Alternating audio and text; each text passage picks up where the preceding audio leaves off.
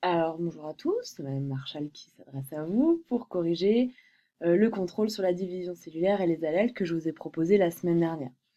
Donc, avant de commencer, je vous espère tous en forme et j'espère que cette correction audio vous conviendra pour éviter encore un polycopier avec un corrigé, des choses à recopier.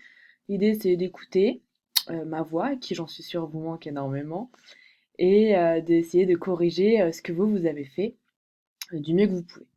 Alors l'exercice 1, vous me l'avez renvoyé par mon bureau numérique pour la plupart d'entre vous, donc je ne vais pas le recorriger puisque je vous ai proposé des corrections individuelles. Donc nous allons corriger l'exercice 2. L'exercice 2 qui portait sur la chorée de Huntington, qui est une maladie du coup génétique, comme on vous l'apprend dans cette présentation. La maladie, on vous explique qu'elle est due à un gène IT15 qui est situé sur le chromosome numéro 4 des individus, et que ce gène existe en deux allèles, en deux versions. Une version responsable de la maladie, information très importante, il n'est pas dominant, et dans sa version normale, S, qui est dominante, les individus ne seront pas malades. Donc on vous propose un petit arbre généalogique de la famille qui présente chez certaines personnes cette maladie, et on vous demandait combien d'allèles du gène IT15 peut posséder un individu dans chaque cellule. Donc j'observe que l'allèle est situé sur le chromosome 4. Je sais que nos chromosomes dans nos cellules sont organisés par paires. J'en déduis donc que le gène IT15 peut exister en deux allèles possibles chez un individu dans chaque cellule. D'accord? Donc la réponse était il existe, un individu peut posséder deux allèles du gène dans ses cellules puisqu'il a deux chromosomes numéro 4. Ensuite, pour le dessin légendé, je ne vais pas vous le faire ici. Il suffisait de dessiner deux petits bâtonnets avec les allèles H et S. Donc l'individu 1,4, il est ici. C'est quelqu'un qui n'est pas malade.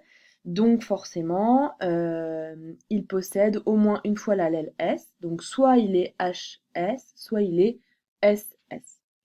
L'individu 2,2, qui est ici, est un individu qui est malade.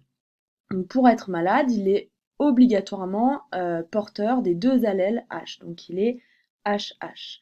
C'est pareil pour l'individu de 3 qui est malade, donc il est forcément porteur des deux allèles H qui sont responsables de la maladie. Et l'individu de 4, lui n'est pas malade, donc ça va être comme l'individu 1,4, il aura les allèles soit HS, soit SS. Donc voilà. Ici, par rapport à l'exercice sur le X fragile qu'on avait fait en classe, il n'y a pas de différence selon les sexes, puisque l'allèle qui est responsable de la maladie est situé sur le chromosome 4 et pas sur le chromosome X ou Y. Donc c'est plus facile en fait, puisque à chaque fois on a deux allèles et donc on étudie la combinaison de ces allèles. Dans la question 3, on vous demandait si c'était possible qu'un couple malade ait un enfant qui ne soit pas malade. Donc, si on est malade, on a forcément, on l'a vu dans cette question-là, les deux allèles HH. Donc forcément, nos cellules sexuelles vont avoir l'allèle H, pas d'autre choix. Si je donne l'allèle H à mes cellules sexuelles et que la fécondation se fait avec une cellule sexuelle qui a l'allèle H également, l'enfant sera obligatoirement malade. Là, dans ce cas-là, le couple, le père et la mère sont atteints de la maladie, donc vont forcément donner l'allèle H à leur enfant, qui va se retrouver avec les deux allèles HH et qui sera forcément atteint de la maladie. Donc, ce n'est pas possible qu'un couple malade ait un enfant non malade dans le cas de cette maladie-là. Et enfin, on vous demandait dans l'individu 2,6 qui est malade, si on observe l'arbre généalogique, on voit que ses parents ne sont pas malades. Dans ce cas-là, on sait que un individu qui n'est pas malade peut être porteur sain, c'est-à-dire avoir l'allèle qui ne s'exprime pas. Donc il est malade parce que son père et sa mère lui ont donné l'allèle H.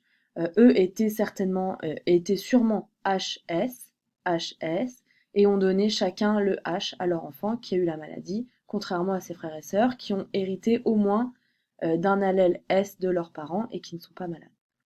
Donc voilà pour la correction de l'exercice 2. J'espère que c'est pas trop rapide. Bon, sinon, vous pouvez rembobiner et remettre les explications. Correction de l'exercice 3. Maintenant, qui était un peu plus simple selon moi. Donc il fallait compléter ce tableau sur le daltonisme. Donc le daltonisme, on vous explique que cette fois-ci la maladie est située sur le chromosome X des individus et que il existe deux versions du gène. Un allèle qui permet de fabriquer le pigment vert et de voir toutes les couleurs qui est dominant, et un allèle qui dirige la fabrication d'aucun pigment qui sera noté O. Donc ici vous avez les chromosomes des individus en question, et on vous demandait de remplir ce tableau. Donc l'individu B, c'est un homme, il est XY, d'accord? Est-ce qu'il produit le pigment vert? Il a l'allèle O, donc il ne produit pas, non, le pigment vert, et donc oui, il sera daltonien. L'individu C, c'est une femme, XX, elle possède les deux allèles O, donc elle ne produit pas de pigment vert, non, et donc elle sera daltonienne, oui. L'individu D est une femme, XX, elle possède l'allèle V, qui dirige la fabrication du pigment vert et qui est dominant sur le O, donc la femme produit du pigment vert et ne sera pas daltonienne, non. Et l'individu E, qui est encore une femme XX, produit du pigment vert et donc ne sera pas daltonienne. Ensuite, la question on vous demandait d'expliquer pourquoi on disait que l'individu D est qualifié de porteur sain. Il est qualifié de porteur sain puisque l'allèle du daltonisme est l'allèle O, donc il possède cet allèle-là, mais l'allèle O est dominé par l'allèle V, qui va rendre la personne non daltonienne, donc elle est saine, elle n'est pas atteinte de la maladie.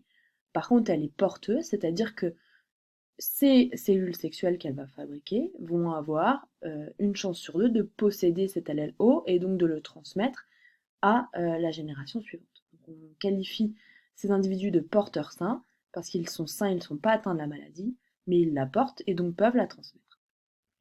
Et ensuite, la dernière affirmation, seuls les hommes peuvent être daltoniens, est-ce vrai ou faux? Si on regarde ce tableau-là, les individus C, D et E sont des femmes, et on voit que la femme C est bien daltonienne. Donc cette réponse, enfin cette affirmation est fausse. Les femmes peuvent être daltoniennes, en revanche, il y en a beaucoup moins, puisqu'il faut qu'elles aient 2 fois l'allèle O dans leur karyotype, alors que les hommes, il suffit qu'ils aient une fois l'allèle O, vu qu'ils n'ont pas de deuxième chromosome X, il suffit qu'ils l'aient une fois pour être atteints de la maladie. Voilà, j'espère que ces réponses ont été claires et vous ont permis de corriger correctement le contrôle si ce n'était pas juste. J'espère que vous avez bien réussi ça et que vous vous portez bien. Et je vous dis à la semaine prochaine.